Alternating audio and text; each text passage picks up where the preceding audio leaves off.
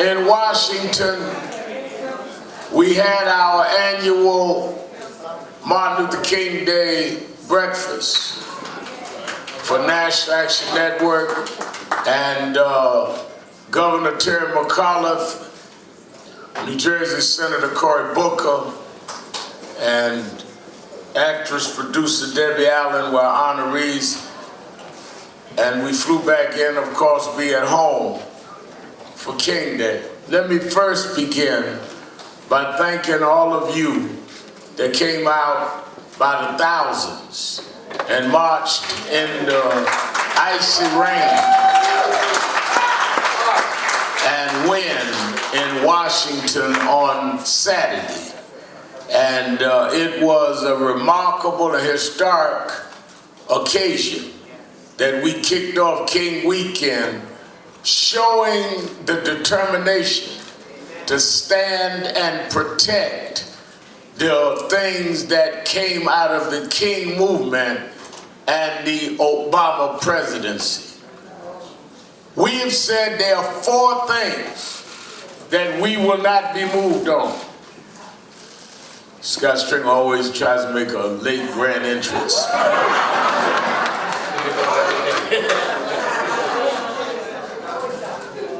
We are not going to negotiate on voting rights, on health care, on economic justice, which is jobs and wages, and on criminal justice reform.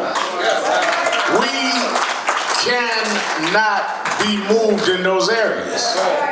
Now, we understand that you've got to engage, but when you go to the table, members of Congress, members of the legislature, we want you to know what we don't want on the table for compromise.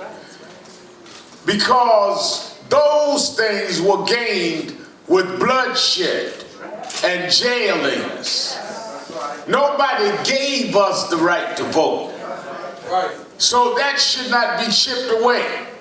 And as Senator Booker said this morning, that he's going to continue to fight. It's the first time a senator testified against a sitting senator being nominated. So NAN is on the move because we're committed. This is our 26th year. In our mission statement is that we're built on the principles of Dr. King. But we also do more than that. We also deal with service. Our young people need to be able to compete in these times. And I was showing the mayor in Newark, and Newark Mayor Ross Baraka marched with us Saturday, but in Newark, we've opened the National Action Network Tech Academy. And Lord Dardell runs that. And where we have a whole building where they're teaching young people how to use technology, laptops and other equipment. Panasonic is our partner there. Today on Martin Luther King Day, Spectrum is partnering with us right here in the headquarters. We are setting up 3 rooms that Spectrum's CEO and I are going to set up where young people can come after school and on weekends, and we will teach them how to be tech savvy. My daughters, Dominique and Ashley, taught me a lot of stuff they wish they hadn't taught me. Dominique, I'll call Ashley and say, where you going Friday night? Well, you know, we got Bible class. I'll see the Saturday morning, I say, how was Bible class? Oh, it was all right. I said, I was trying to get you. She was like, well, you know, sometimes it lasts late. I said, that's funny, because I was looking on Instagram. Somebody looked just like you was at a club last night. So they don't want you to learn too much technology. But Spectrum and NAN is partnering today. Let me say this. It was freezing cold and raining on Saturday. But Thursday night, Thursday evening, is the last night of the Obama administration. We are gathering in Columbus Circle at 6 o'clock, where the Trump International Hotel is. But we're not gathering on what we're against. We're gathering on the eve of the end of the age of Obama to state in the center of New York what we are for and what we are not going to back up from. The mayor, Mark Ruffio, our brother, well, he will announce the whole roster. But there are many that will join us, and I want our community to be there as we, on the eve of the last day of Barack Obama, stand up and say that we, one, celebrate the age of Obama, and that we're not going to drop and compromise on those things that were achieved. 20 million people with health care.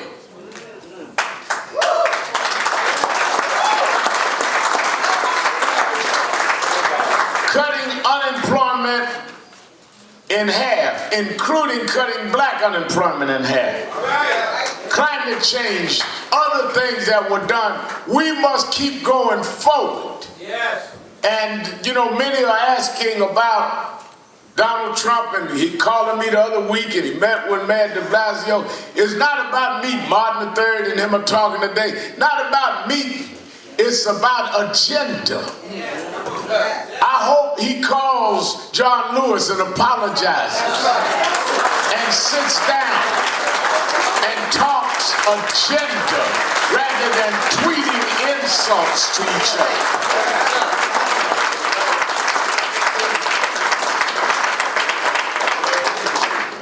And he needs to talk with the Congressional Black Caucus. He needs to talk with civil rights leaders.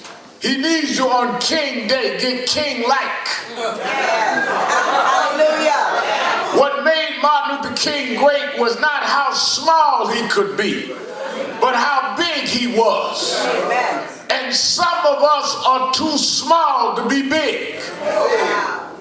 You can't be a big president, Mr. Trump, if you deal from a small spectrum of going tit for tat. This world and this nation expects bigger things, and we're going to be bigger ways. Dr. King fought big issues, big picture, not exchanging names. We must grow into our greatness in the name of Martin Luther King. That's why we march on principles and not just march against persons.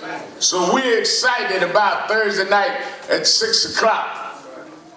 I don't know about others, but Michael Moore and myself and others are joining the mayor on that night. Let me say that as we continue this battle, and as we continue this fight, let us do it in a spirit of achievement, not just venting, but getting real things done.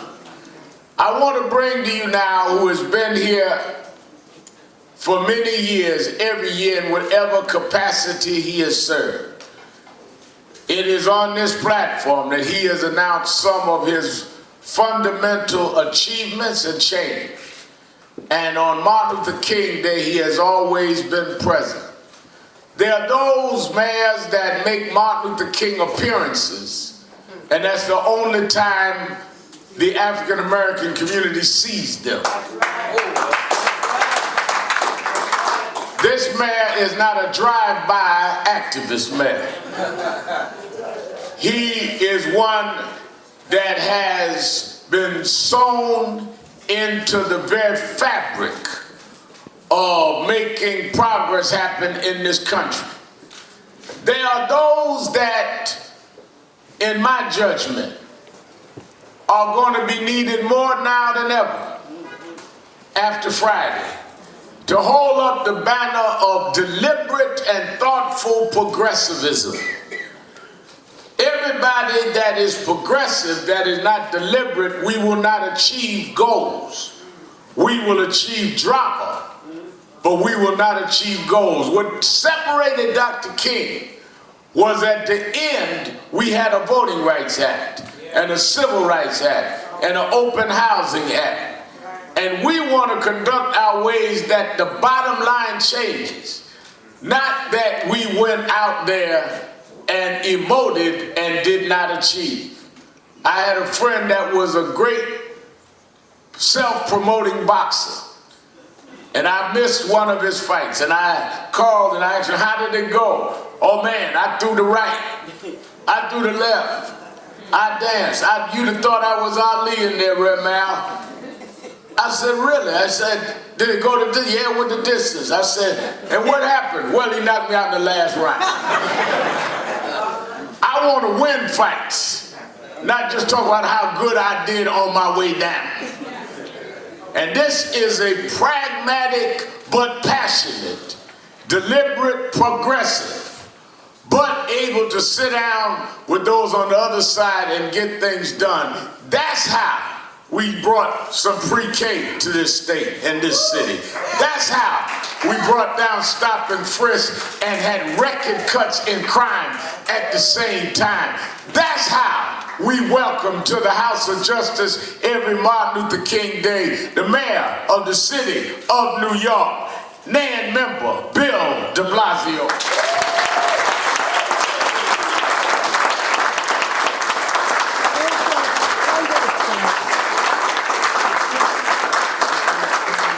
Thank you, everyone. Happy King Day, everyone. Happy King Day. Rev, there's one word, if you only got to choose one word for him, if you only got to choose one word for Nan, a really good word would be audacious. Wouldn't that be a good word? Believing that we could go farther than we ever thought. Believing something could be built when everyone else said it could not. Believing a movement could be created and then proceeding to do it. You know, it's a moment like this. This is such a poignant day. King Day is always poignant, it's always moving, it always makes us think deeply. But this week, with what is to come later on this week, it takes on so much added meaning. And ever there's a time to be audacious, it is this time in our history. Let's thank Al Sharpton for showing us how it is done. Thank you, Reverend Sharpton.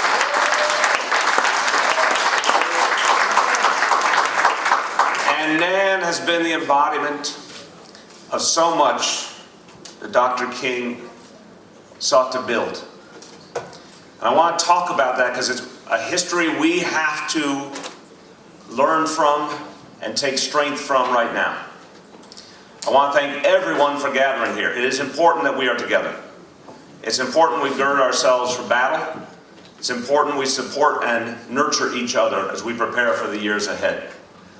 And I want to thank all of the leaders who have joined with us, Speaker Hasty and Leader Klein, and all of our city and state electeds who are here. Let's thank them all for all they are doing.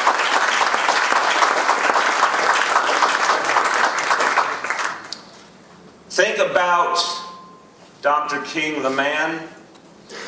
He would be 88 years old today had he not been gunned down.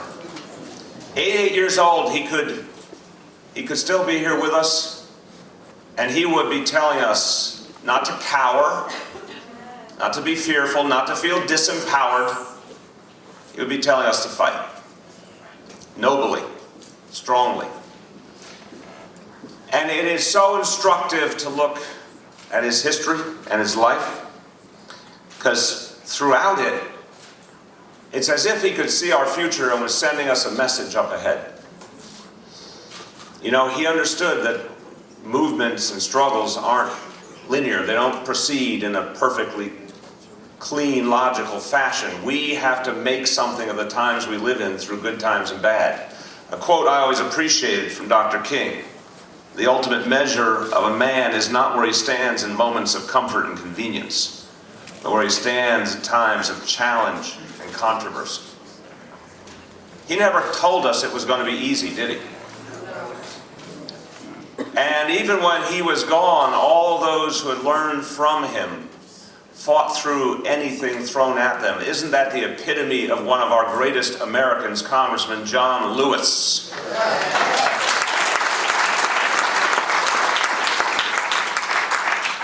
He was set back and assaulted and viciously attacked time and time again, and kept coming back, and is in the struggle to this day. Isn't that a reminder to us of the strength we need to summon?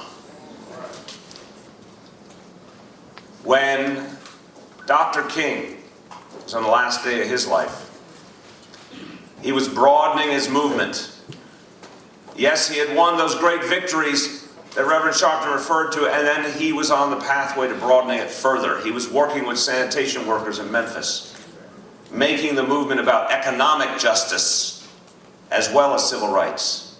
He was fighting the war in Vietnam because he saw all those struggles as connected. And the movement was set to build. And then one of our greatest leaders in our history was struck down. I want to just take you for a moment to that next day, April 5th.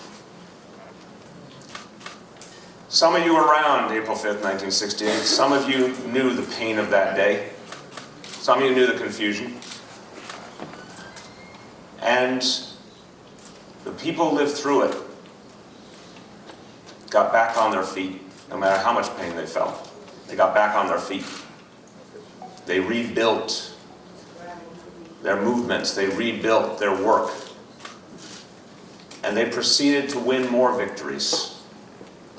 And I say that because this time we're in is painful too, in a different way.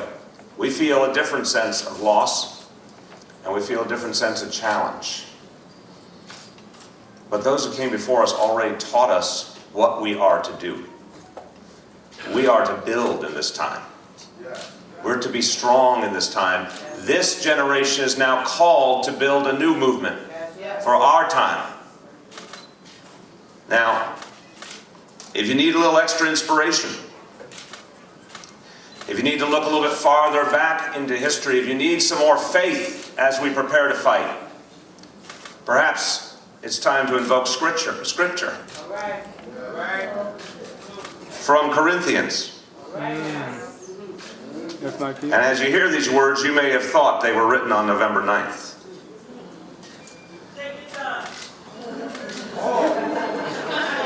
Thank you, sister. Amen, brother. We have nowhere to go. We are hard pressed on every side, but not crushed. Perplexed, but not in despair. Persecuted, but not abandoned. Struck down, but not destroyed. My dear friends, our movements, our beliefs, our gains have not been destroyed. It's just time to fight harder and work harder. To reach deeper, to reach more people, to bring more people into this work and this vision. Now, Rev talked about Thursday night. I want to urge you all to be there and to tell everyone you know. Thursday night, 6 o'clock, Columbus Circle. Yes. In front of the Trump International Hotel. The last night of the presidency of a man who will go down in history of one of our greatest presidents, Barack Obama.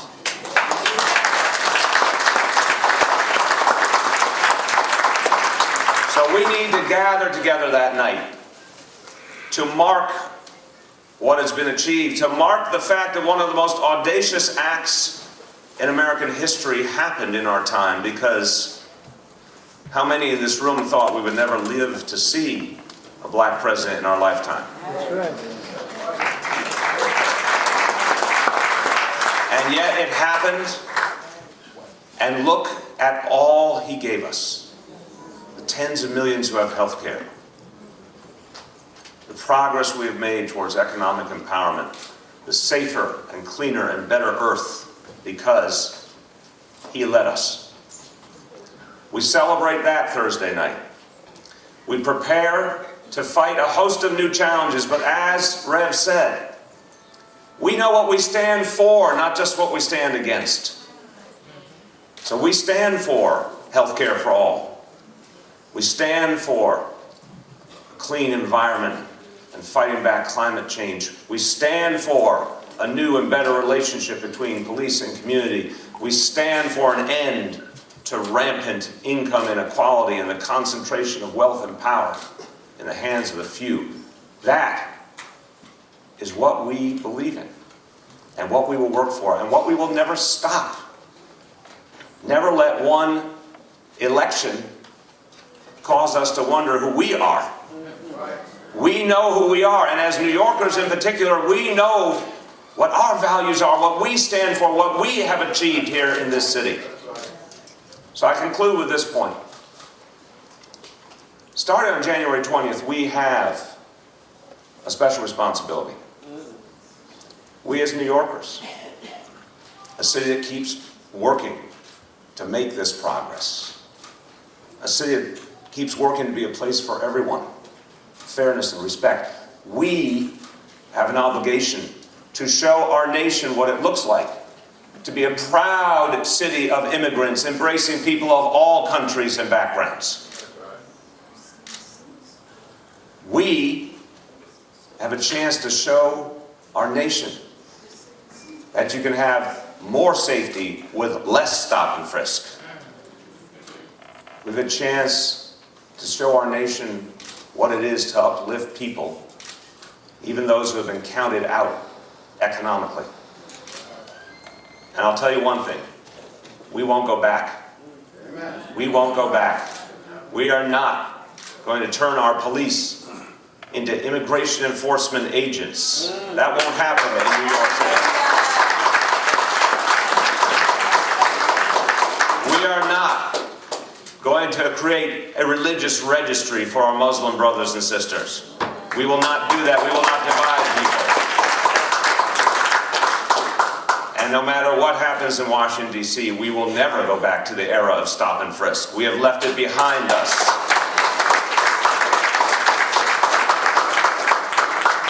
So let us prepare with the greatest example we ever could have had in Dr. Martin Luther King Jr., with the greatest achievement we ever could have imagined, President Barack Obama. We have been given the tools, my friends. It's now our time. Thank you. God bless you all.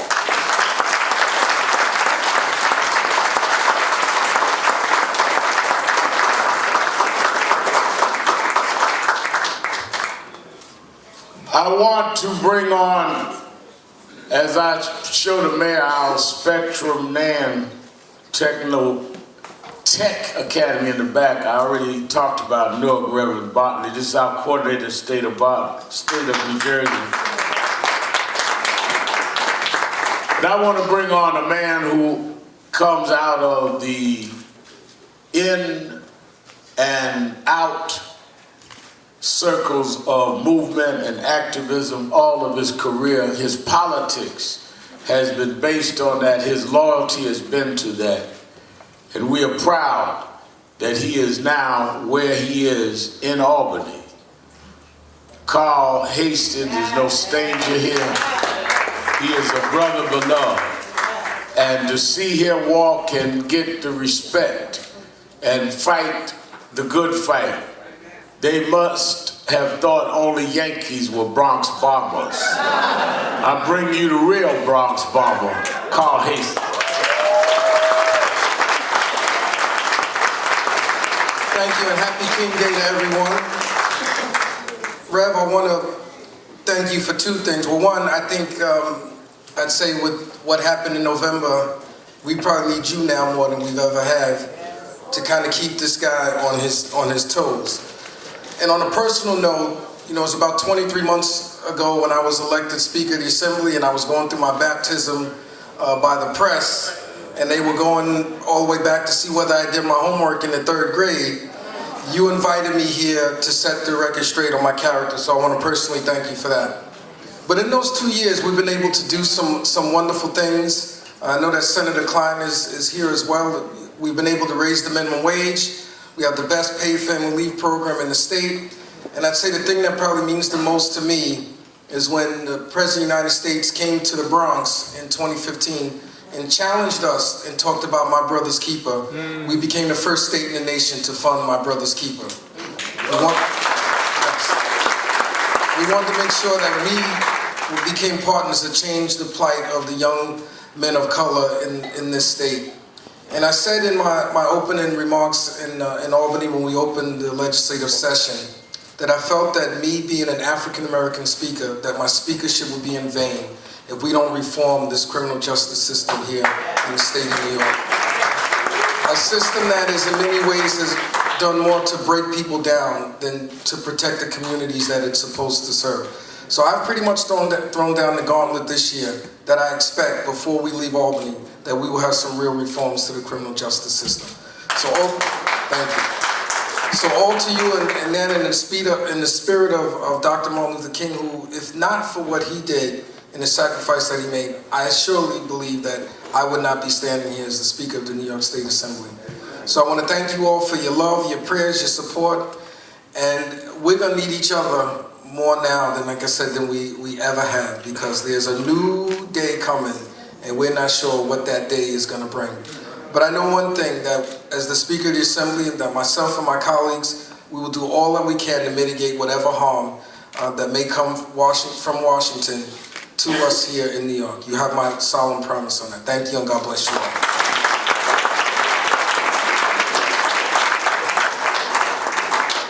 No stranger to the NAN family, in 2014, she became the first woman of color to serve to hold a citywide office in New York City. Ladies and gentlemen, let's give a New York City public advocate, Letitia James, a hand as she comes at this time.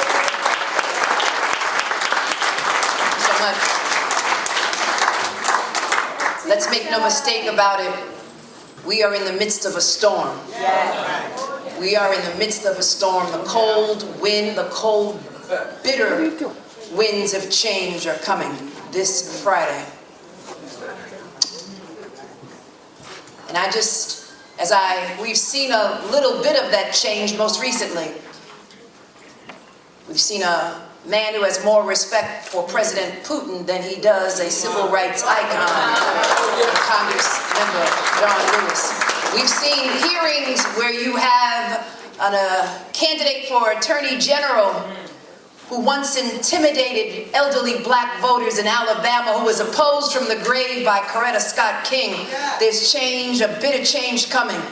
You've got a Secretary of State who has business dealings in Russia, and then you've got a brilliant brain surgeon whose books I've read and who I've gone and seen him speak and talk, but who's clueless on housing, who knows nothing about the pain of those who are living in public housing, as we see our NYCHA chair, Sholo Olatole, in the audience, who knows nothing about the fact that we've got 80,000 homeless individuals in the city of New York, and a third of them are children. The winds of bitter change are coming. And so we've got to get ready.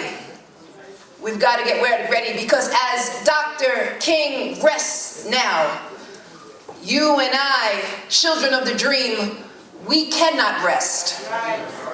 He died so that we may thrive. And all that he died for, all the blood and pain and sweat, is in jeopardy right now, and we must not allow that. The legacy of Dr. King cannot be frozen in time, and it will not die. It is up to you and I to keep it alive, all of us.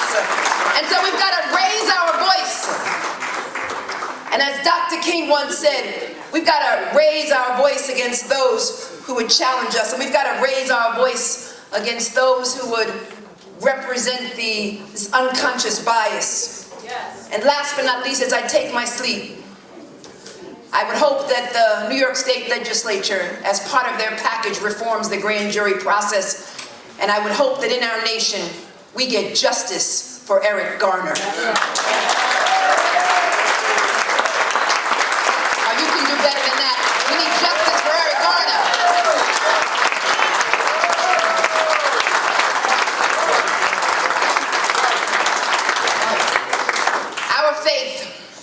Dr. King said should give us courage to face the uncertainties of the future. And this faith will give our tired and our swollen feet strength as we marched armed and armed, locked with conscientious Americans, Latinos, and immigrants, and those who are struggling, Muslims, members of the LGBT community.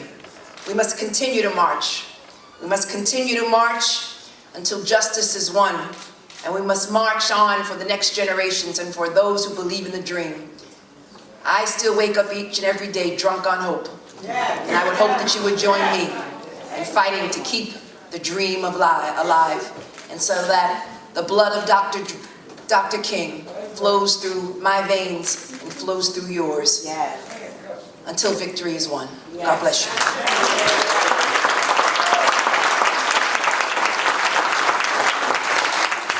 The controller for the city of New York and member of NAN, Honorable Scott Stringer. Good afternoon, NAN.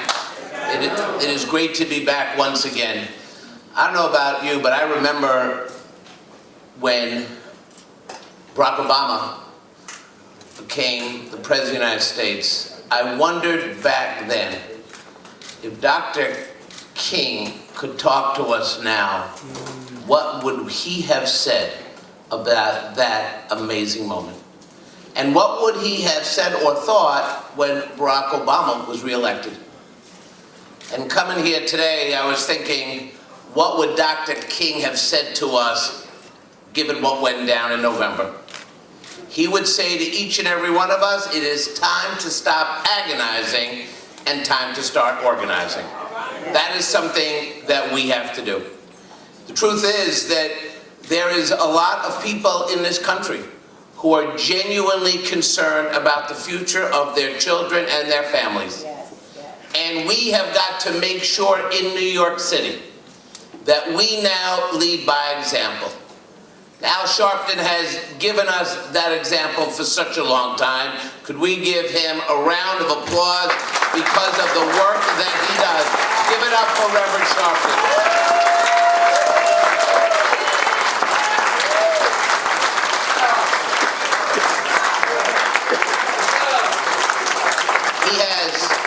He has allowed every elected official this important platform, but it comes with a plan for the future. Because if you just come and agonize, then we're never going to organize. So I just want to put Trump over here for a minute. And I want to talk about what we can do right here in New York City. Are you with me with this? Can I do this? Can we do this? First off, the way you beat Trump is you solve the homeless crisis in New York City. The way you build Trump is to give 1,150 vacant properties in this town back to the people, not the developers. You see, if you take the 30% of the people who are homeless and working and give them a real affordable housing unit, I mean a real low-income affordable housing unit, that's how you reduce the homeless in this city. That sends a message to Donald Trump in Washington and Ben Carson, who doesn't know anything about housing, right? That's what we have to do. Second, we got to have an honest conversation about economic opportunity. I worked with Reverend Sharpton, Governor Cuomo, Carl Heastie, everyone up here to get us a minimum wage of $15 an hour. But I'm telling you today, $15 an hour is half the battle. The next battle is we've got to up the spending in this city with women and minority-owned businesses. Check this out. Listen to this. Listen to this. $15 billion is spent on procurement. Hiring law firms, accounting firms, buying paper clips and pencils. It's called procurement. Of that spend, 4.8% go to women and minority-owned businesses. 4.8%. Women and minority-owned businesses. Now, I know it's hard to go, no procurement, no peace. But Let's try it. you want to come up? Snap back. No procurement? No peace. my God, it works. No procurement. Come on. No procurement. Why is anyone stand up? Come on, no procurement. You could use me here when you're not here. All right. Please be seated.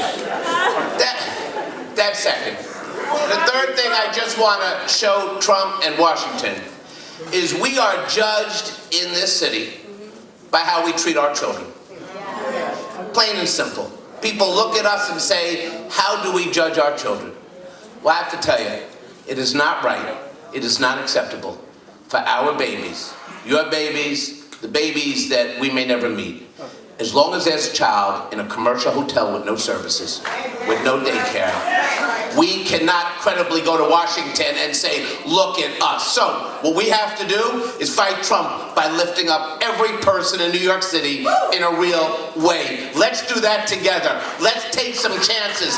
Let's start thinking out of the box. Let's become an example for every big city in America. I have the numbers as controller, and the numbers say we are not doing nearly enough for the people who struggle in our homeless shelters, in our public housing, and I'm telling you, we could do better, because I've seen this work before, in the House of Justice, in the streets, and with all of you in this room. Dr. King would be so proud if we could get to be a shining example of what's possible. Thank you all. God bless you. It's great to be here at NAN. Thank you.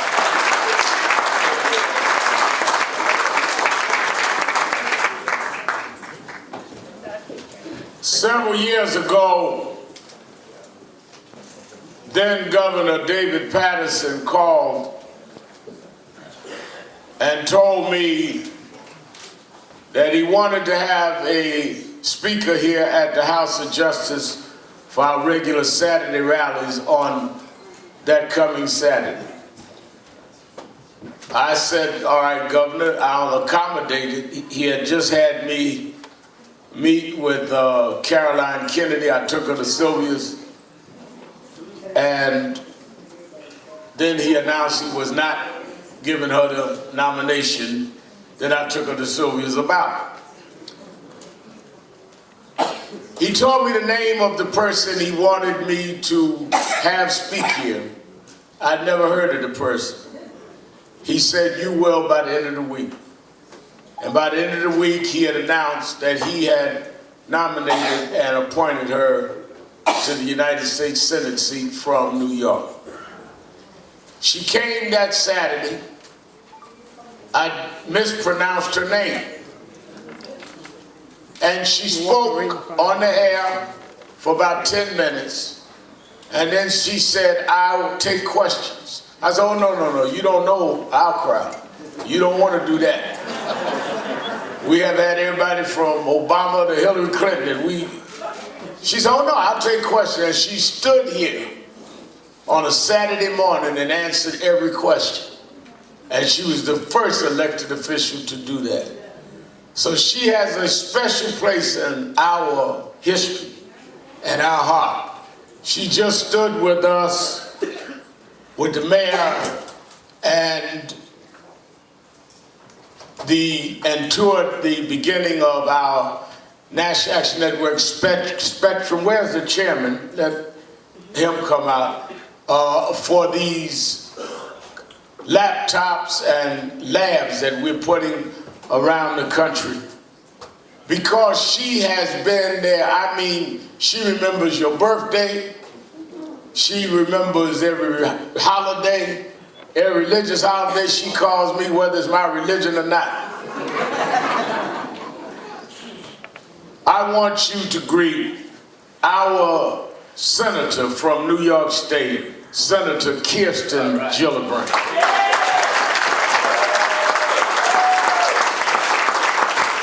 I want to thank Reverend Sharpton, not just for his leadership and not just for all of you, his community, but I want to thank him for his moral courage. He has been a beacon of light and hope and truth for a very long time, and we are so lucky to have you, Reverend, doing so much in this community to make a difference. A round of applause for Reverend Sharpton.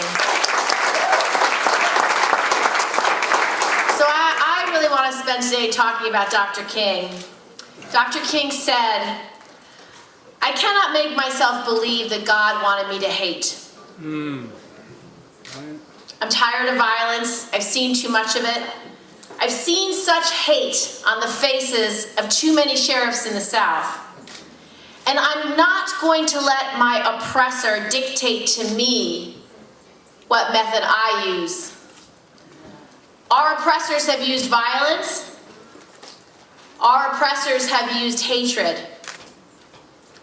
Our oppressors have used rifles and guns. I'm not going to stoop down to their level. I want to rise to a higher level. We have a power that cannot be found in Molotov cocktails." That sounds pretty familiar right now. Over the past few months, our city, our state, our country has seen a clear and tragic rise in hate, manifested in many ways. You've seen it, you've heard about it, and you might have even felt it. Whether it's racist graffiti, whether it's KKK written in a park, whether it's racial slurs on the subway, too many of our New Yorkers, especially those in immigrant communities and communities of color, have faced this kind of hatred every single day. So what do we do as a community? What do we do as leaders? What do we do as advocates? What would Dr. King do? What would he say to us right now? What would he do in this time? The first thing he'd do is he'd stand tall and he'd speak out. He puts on his breastplate of righteousness. He puts on his belt of truth. He has his shield of faith right in front of him. And when he stands with 2 feet planted in the gospel of peace, the gospel of nonviolence, the gospel of justice. And he would use his voice. He'd use his voice as an advocate. He'd use his voice as a preacher. He'd use his voice to be that clarion call of justice. And like the Apostle Paul, he never stopped talking, even when he was in a jail in Birmingham. Some of his best writings came from that moment he was behind bars. And he never stopped fighting for what he believed in. One of his most prophetic statements came from that jail cell. Injustice anywhere is a threat to justice everywhere. So what are the injustices today? What are we actually fighting for? What are we calling out? What are we demanding?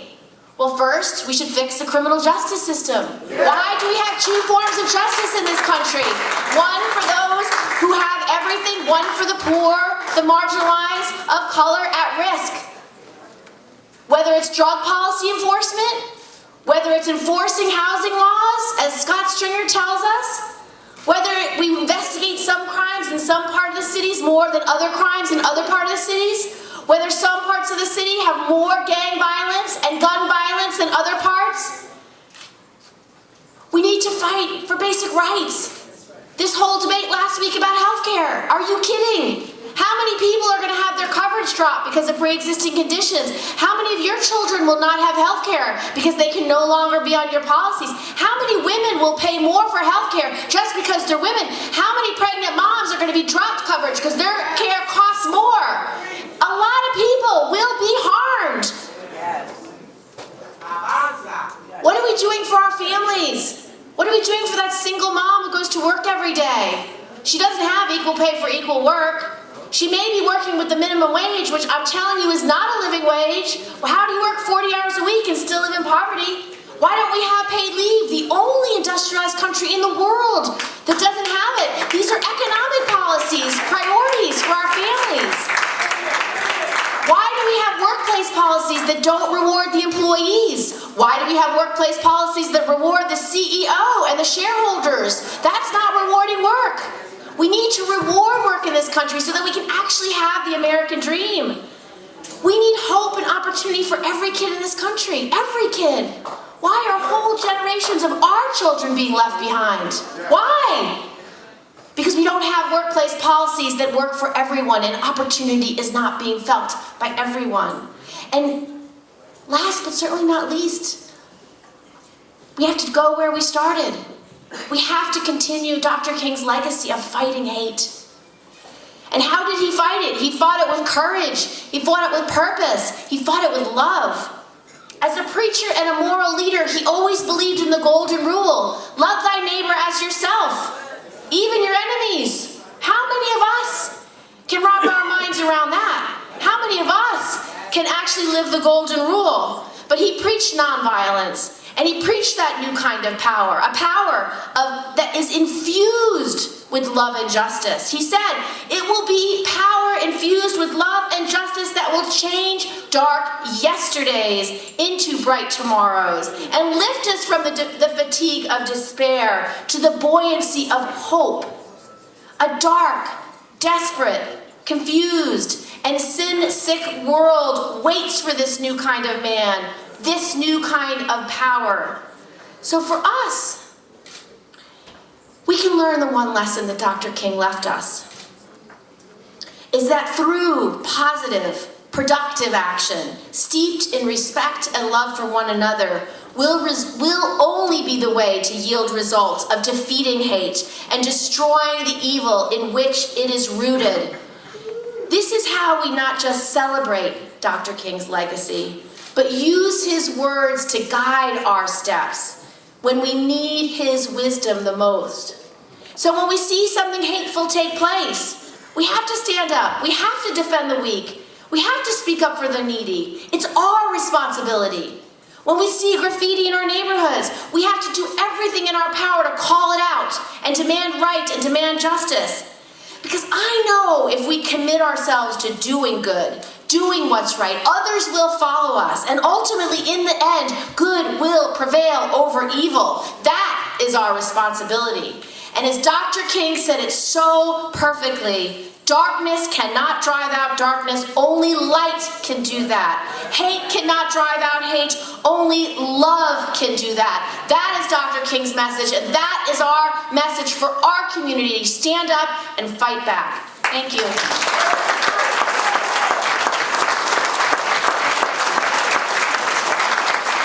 Senator Kirsten Gillibrand, give her a hand.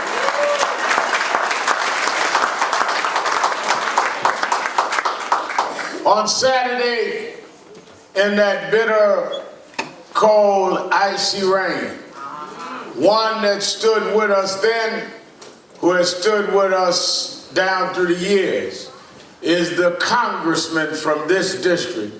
We're going to hear from our congressman, Adriano Espillet. Thank you, Rev. Repealing Obamacare is as serious as a heart attack. And a heart attack is a serious thing for anybody, any family, any individual, any friend. And so we see this administration, before it's even sworn in, Rev, before they even take it off of office, attempting to dismantle Obama's signature project, his most important signature project. You may remember that it was tried before. In fact, President Clinton tried that in his first 4 years and was stopped, but Obama was able to get everything going so that we could have health care reform, so that people with pre-existing conditions could have access to health care. If you have diabetes, if you have asthma, if you suffer from obesity, if you have cardiovascular problems, the insurance companies cannot deny you any service. And in addition to that, he was allowing us to keep our children up until 29 years of age here in New York State under our health plan. And even more than that, money was pumped into the Medicaid program, money was pumped into the Medicare program, money was pumped to cover the donut hole for senior citizens. Money was pumped to ensure that people with opiated drug abuse, because now we have an opioid crisis, in America. We've had it in our community for many years. It's been ignored, but now everybody knows about it because it's in the suburbs. Now everybody knows about heroin because it's in the suburbs. And we had it here for so many years, and Obama's plan gave help for that. Obama's plan gave help for women through Planned Parenthood. Mental health services, which lacked the adequate funding, got funded through Obamacare, and even before they're sworn in, they're trying to dismantle Obama's signature project. That's right. And so, I'm not going this weekend down there. I choose to stand with John Lewis. And you know, John Lewis bled. When John Lewis was hit over the head crossing that bridge and he bled for all of us. Not one particular group over the other, not African Americans over Latinos, not Latinos over Asians, not Asians over working whites, for all of us. He bled for all of us. So the audacity of this president that has not even been sworn in to besmirch and try to ridicule an iconic figure like John Lewis, we will not stand for that. And so I invite you all, because we're going to have, Rev, another swearing in this Friday. We're going to go to the Malcolm X Center, which is a temple for resistance. And we're going to swear in community members, activists, single moms, senior citizens, veterans, anybody that feels disconnected with this new administration and wants to begin the resistance, we're going to swear them in. I hope we could have the general there of this movement to swear us in, Reverend Al Sharpton, but we're going to swear everybody in unanimously, all together in one place, to commit themselves to the next 4 years of struggle. Because repealing Obamacare is as serious as a heart attack. And let me conclude by this. During these days, I try to research and look real deep into our history and figure out how it is that certain people, not just Martin Luther King, but other people as well, face very difficult times like the ones we're facing now. And I looked into Adam Clayton Powell Jr. This guy was expelled from Congress. Right. He held the same seat that I hold today. You know, he was expelled from Congress by congressional members that had affiliations with the KKK.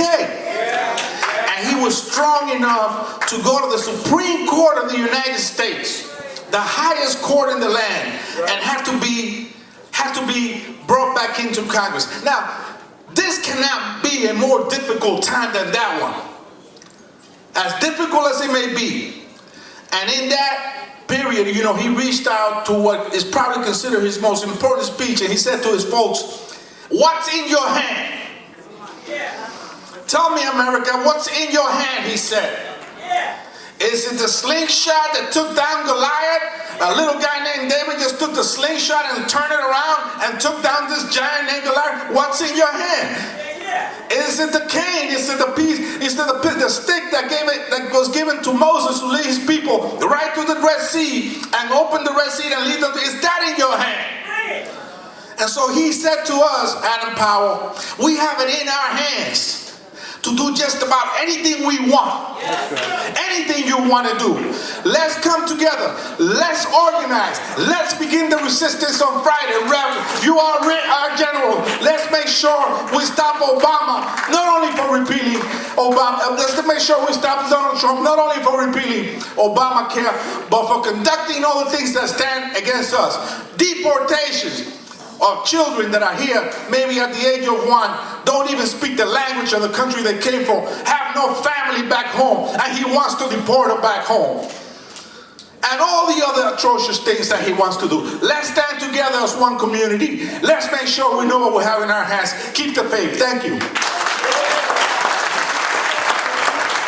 Congressman SBI. One of the things that Reverend Bartley, that has been interesting to me today. At our National Action Network breakfast in Washington, Senator Booker started quoting scriptures and tried to preach.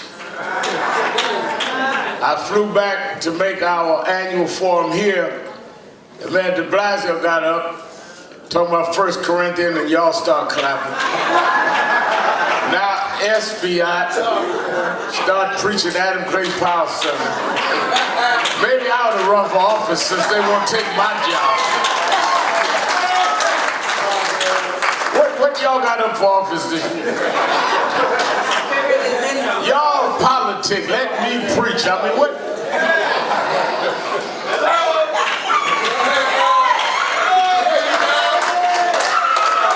But talking about politicians, as you know, Reverend William Jones mentored me when I was 12 years old and joined Dr. King's organization. I worked under him and Reverend Jackson as the youth director. There was one man in Brooklyn that I knew from Dr. Jones from the late 70s. We got to know him in 1980. Dr. Jones did not trust many politicians, if any, but he always liked this one politician. And over the years, I've seen why. At this time in history, that there is much anxiety and fear, we could not have a better, more efficient and effective person to lead the opposition in this country than the senior senator from New York, who is the minority leader of the Senate, who knows how to dance, knows how to throw a right, but he also knows how to rope a dope and lay on the ropes and let the other side punch themselves out. Doesn't matter if you rope a dope or knock them out, as long as you win the fight. The fighting man from Brooklyn, New York, our Senator Chuck Schumer.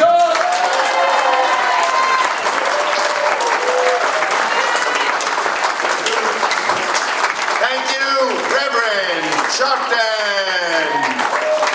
And it is great to be here today, more important than ever, to remember Dr. King, who was one of the greatest men to ever walk the face of the earth. Amen.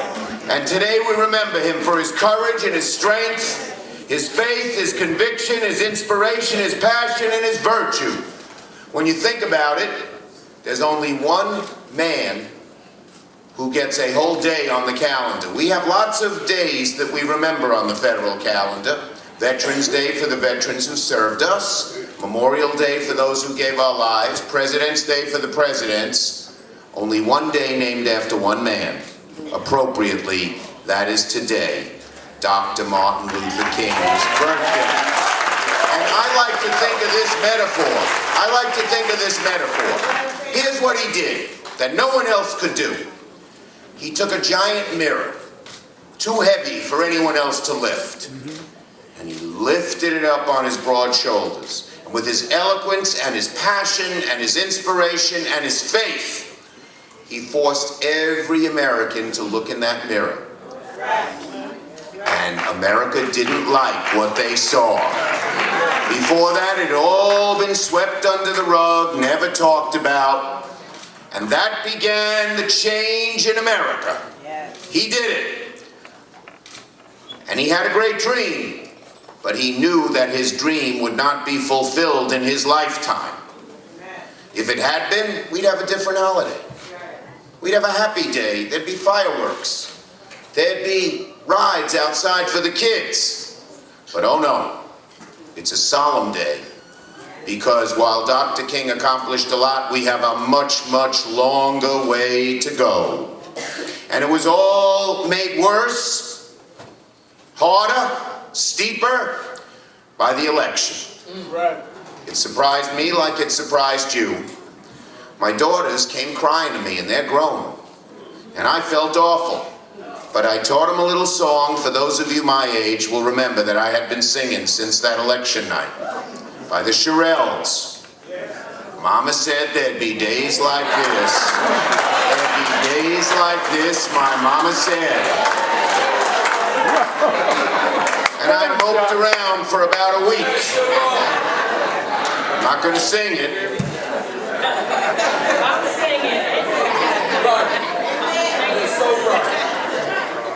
But I moped around for a week and I realized something. Had Hillary been president and I'd been majority leader, I would have had more fun. I could have got more good things done. But being minority leader when Trump is president is a more important job. And I want to tell you here at National Action, I am up for the fight. Oh, yeah. When they nominated probably the person with the worst civil rights, voting rights, and immigration record in the whole U.S. Senate, Jeff Sessions, I was the first to say, I won't vote for him and I'm going to work to get every Democrat not to vote for him. He does not deserve to be Attorney General. When the president mocked one of the great American heroes who walked with Dr. King, John Lewis, I got all of our senators to tell Donald Trump, that is outrageous. I called John Lewis. I said, you keep it up. We have your back. And with this attempt to repeal Obamacare, I was out at a great rally with Bernie Sanders and John Conyers and many of the others in Michigan yesterday. He's trying to repeal it. 20 million people have coverage who didn't. A mother or father who had a son or daughter who had cancer. Before Obamacare, the insurance company could say, we're cutting you off. And they had to watch their child suffer and die in pain because they couldn't do a thing. So many good things done by Obamacare, ACA. And let me tell you, ladies and gentlemen, our Democratic caucus is totally united. We are picking up support from the other side of the aisle. Mark my words. This is going to be a really strong fight, and we have a good chance of keeping ACA and Obamacare, because they don't know what to replace it with. They call it repeal and replace. You know what we're calling it? Repeal and run. They're running away. They don't know what to do. So, I am ready for the fight. And let me just say this in conclusion. I believe so much in Dr. King. He inspired me. And Dr. Jones, the great late Dr. Jones, who was our mutual friend, taught me all about Dr. King. And I read his stuff all the time. And one of the things I read all the time, and every year I'm here, I finish by reading it, but it's more appropriate today now than ever before, is one of the greatest of American letters. You know, Dr. King was an amazing intellect. He was an amazing leader and intellectual force. He was an amazing moral force and preacher, but people forget he had so many talents. He was one of the greatest writers that America has ever known. If he just was a literary person, he'd be world famous. He had more to do. But so, this is one of his most eloquent. You've heard it, I've heard it, but it's never out of touch, and you never get tired of it. So I thought I'd conclude, as I do every year when I'm here, by reading a few parts of his letter from the Birmingham jail. As you know, you young people may not. He was marching in the streets of Birmingham, sitting in counters. In those days, that was dangerous. You could be shot, you could be beaten, you could be killed for doing just that. And they put him in jail. And some of these so-called moderate leaders of Birmingham, the white business community, went into this little tiny jail cell. And they said to him, Dr. King, we know you're right, but slow down, wait. And in that dark, dingy jail cell, he composed one of the greatest letters ever written. Here's parts of it. For now, I have heard the word wait. It rings in the ear of every Negro with piercing familiarity. This wait has almost always meant never. We have waited more than 350 years for our constitutional and God-given rights. Perhaps it is easy for those who have never felt the stinging darts of segregation to say, wait. But when you have seen vicious mobs lynch your mothers and fathers at will, and drown your sisters and brothers at whim, when you have seen hate-filled policemen curse, kick, and even kill your black brothers and sisters, when you see the vast majority of your 20 million brothers smothering in an airtight cage of poverty in the midst of an affluent society, when you suddenly find your tongue twisted and your speech stammering, as you seek to explain to your 6-year-old daughter why she can't go to the public amusement park that has just been advertised on television, and see tears welling up in her eyes when she's told that Funtown is closed to colored children, and see ominous clouds of inferiority beginning to form in her little mental sky, and see her beginning to distort her personality by developing an unconscious bitterness toward white people. When you have to concoct an answer for a 5-year-old son who is asking, Daddy, why do white people treat colored people so mean? When you take a cross-country drive and find it necessary to sleep night after night in the uncomfortable corners of your automobile because no motel will accept you. When your wife and mother are never given the respected title, Mrs. When you are harried by day and haunted by night, living constantly at tiptoe stance, never quite knowing what to expect next, and are plagued with inner fears and outer resentments, when you are forever fighting a degenerating sense of nobodiness, then you will understand why we find it so difficult to wait. In memory of Dr. King, we will not turn the clock back to the 1950s, the 1890s, or any other time. We will fight and fight and fight until we achieve his dream. God bless you and God bless the memory of Dr. King. I am ready for the fight. Go ahead.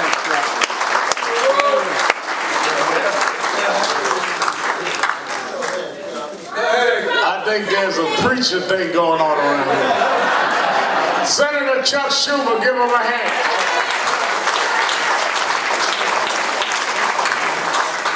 One of the models that we must use with the nomination of Jeff Sessions to be the Attorney General, he has said that he does not believe in federal government interfering with policing. He is against consent decrees, and we saw 2 done by Attorney General Lynch last week alone in Chicago and in Baltimore. What was done in New York to make state prosecutions more fair must be the strategy we come out of Saturday's march around the country, saying that if, in fact, Sessions has sent the signal that they're not going to deal with federal accountability on policing, then we must, state by state, make special prosecutors the strategy now, using New York as a model, and New York must make it law, not just the governor appointing it. The reason it is effective in New York is someone who has been fair, balanced, and aggressive is the one that has assumed the role. One that will not side on either side of the noise, but will come straight down the middle. But if he comes down the middle, you don't want to be in his way. The special prosecutor in the state, but the overwhelmingly elected New York State Attorney General, Eric Snyder. Thank you, Rev. Thank you to the National Action Network. Thank you for uniting us so many times in so many struggles. To all my colleagues in government, but especially to the activists especially to the activists who are here with us today, our brothers and sisters in labor, the clergy. Listening to people's remarks this weekend about Martin Luther King, it occurred to me that today I would say something a little bit different than what I had planned to say. And I want to raise what for some may be an uncomfortable point.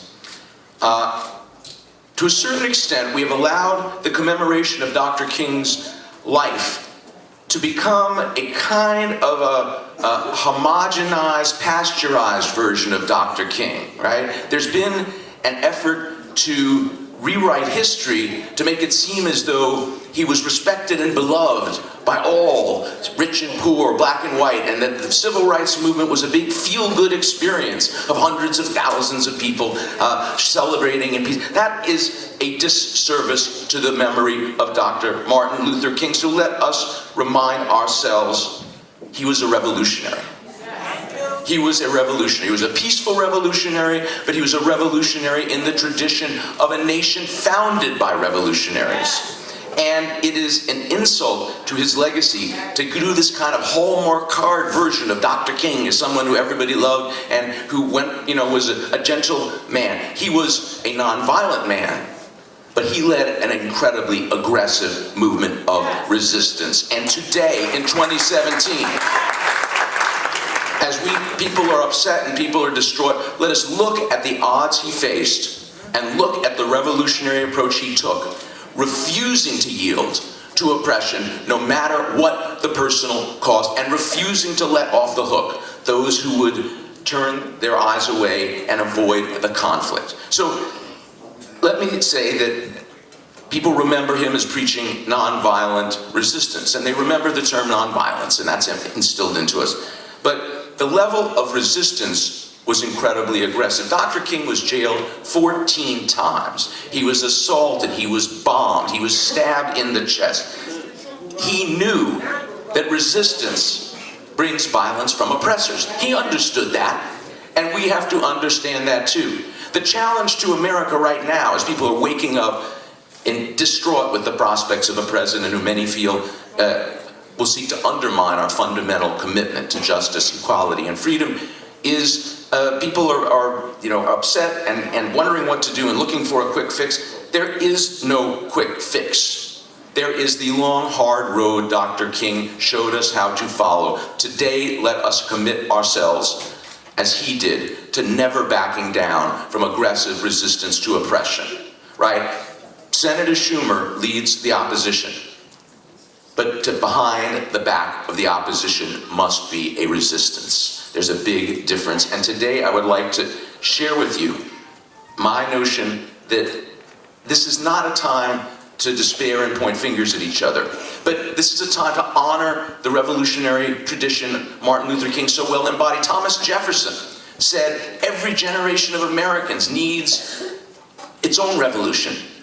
Now, I suppose the president-elect might say Thomas Jefferson was all talk and no action, but his words are more important now than ever because, brothers and sisters, the tradition of America is not to remain static. It's not to try and preserve the status quo. The tradition of America is a tradition of movements that have sought to bring us ever closer to our national ideals of freedom and justice and prosperity. Yes. The abolition movement, the women's suffrage movement, the labor movement, the civil rights movement, all were met with resistance, with oppression, with violence. And yet generations of Americans stood up with much longer odds than we face right now in 2017.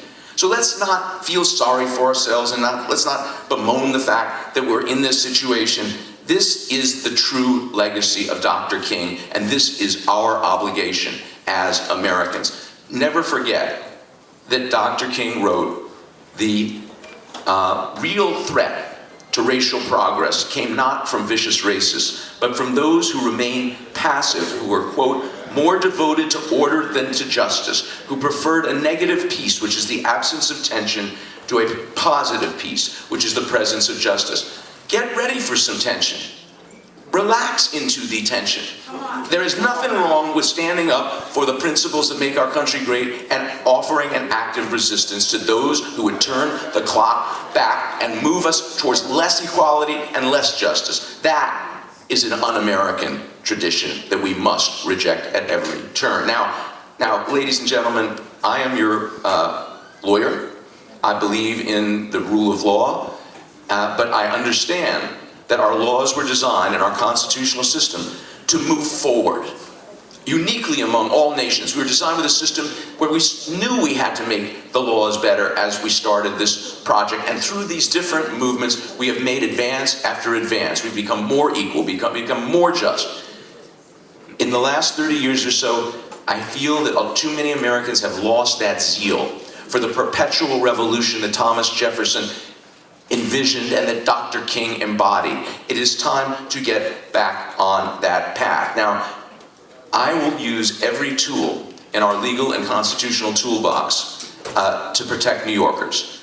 As the Rev said, if the federal government retreats, there is a lot we can do at the state level, and New York must unify as a model. I am proud of the fact that I was the lead sponsor a number of years ago when we repealed the Rockefeller drug laws, and then New York has seen crime go down while our prison population has dropped by thousands and recidivism has gone down. I'm proud of being uniquely in the country, a special prosecutor who takes cases where unarmed civilians are killed by law enforcement officers. So there's an independent statewide unit free of any charges of bias or conflict of interest that have plagued some local prosecutions. And I am proud of the fact that if the Labor Department, whose nominee to be Secretary of Labor appears to have run a business whose business model was wage theft, stops protecting American workers, we will step into the fray. We have recovered millions of dollars for thousands of workers who are victims of wage theft in fast food restaurants like those run by the Secretary of Labor nominee.